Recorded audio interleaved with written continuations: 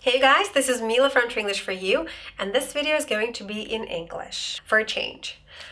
In this video, I would like to talk about my English learning journey, my English learning process, because I hope that some of you might find it useful or inspiring or motivating, because me, well, I out of all people know exactly what you've been going through, and I know that language learning can be hard and exhausting and frustrating, and I just want to tell you, you hang in there.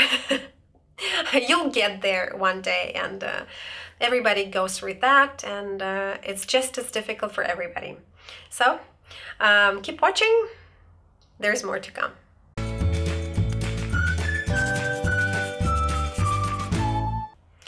I started learning English when I was 11, which some people might consider to be kind of late because, well, today most kids start learning English at the age of 3 or 4, you know.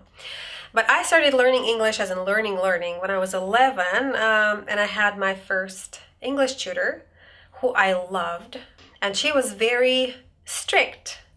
But at the same time, she was very inspiring. She definitely was a disciplinarian, which I appreciate now, but I wasn't a big fan at the time.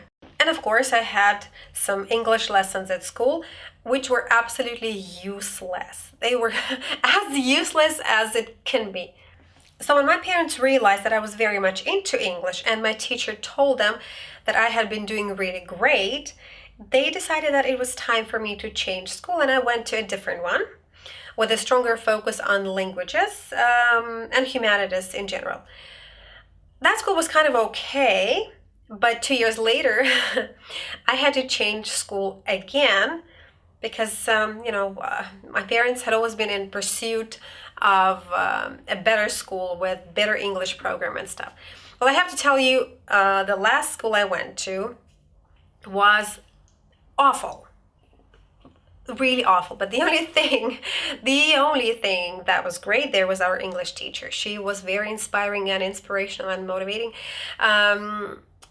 She was in her 70s, but the way she looked and the way she carried herself was admirable. You know, she always had her makeup and hair and high heels and manicure, and so she looked so feminine, and it just made us want to go to her lessons. And I can tell you that that was the year, actually 2 years, because I did it in the 10th and 11th grade.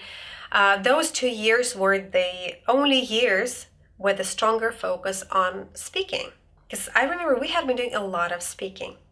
A lot of my students nowadays keep telling me that they find that their school years were very useless English-wise, and they didn't really learn much, and they didn't really learn how to speak or listen. And you know what? I can believe that, because learning English at school isn't really about learning to communicate in English or learning to use it or learning English to travel and such. It's more about learning for an exam or for a grade or for a test. So it's really a different thing, and it makes you feel that English is hard because getting good grades is hard. And that's why maybe the result is not really the one you've been hoping for, let's say. Back then, I was considered a very good student, and I actually thought I was pretty decent. I had good grades. I could express myself pretty decently. I had very good pronunciation, which is a little bit worse than now, but still that was pretty good in comparison with others. And even so, when I went to the university, I realized that, oh my God, there is still so much to learn. And not only grammar-wise, it was vocabulary and phonetics and a lot of stuff, which was very overwhelming because I skipped year 1, I skipped freshman year. So 4 years later, I graduated, got my diploma with honors, with distinction. And by the time I graduated, I had already been teaching at the same university, at the same faculty, and I had freshman and sophomore years. So imagine, I consider myself very proficient in English because I was an English teacher, So imagine my surprise when 2 years later I went to Cyprus to teach at a private British school, and I realized that I lacked a huge layer of vocabulary because I couldn't really express myself on the most basic levels. Yes, I could teach you all about modal verbs. Yes, I could tell you about different intonation patterns. I could tell you about similes and epithets and metaphors and synecdoche. I could teach you about all of that stuff, but I couldn't really express myself to a normal person. Well, that was a bummer.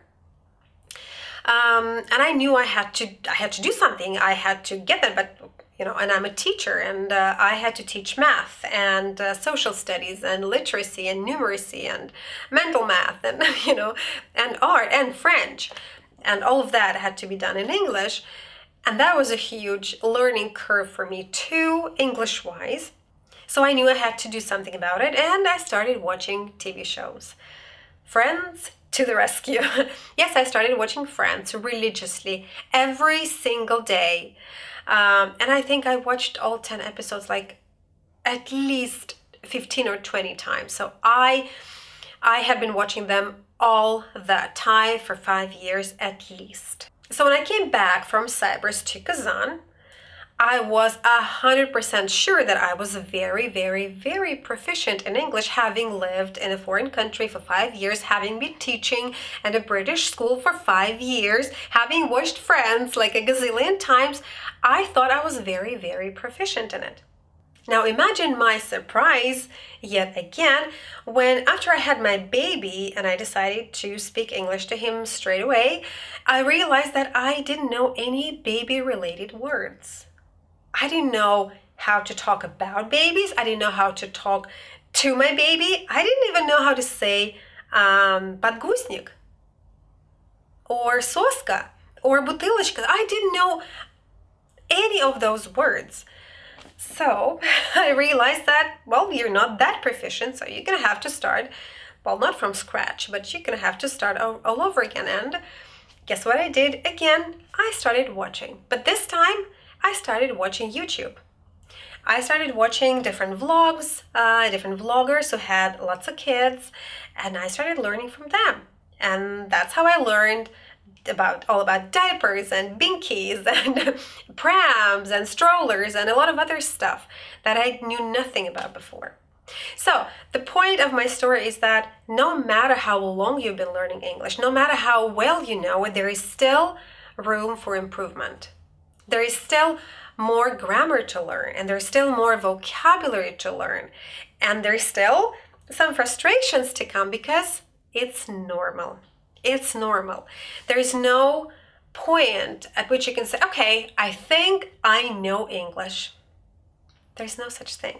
There is always more to learn. And to this day, I watch movies and TV shows and YouTube videos in English every single day because I know for a fact, from my own experience, that learning never stops. Learning English never stops. And yes, it is way more enjoyable now for me to watch YouTube or TV shows or movies because I understand 99.9%. But you know what? You'll get to that point.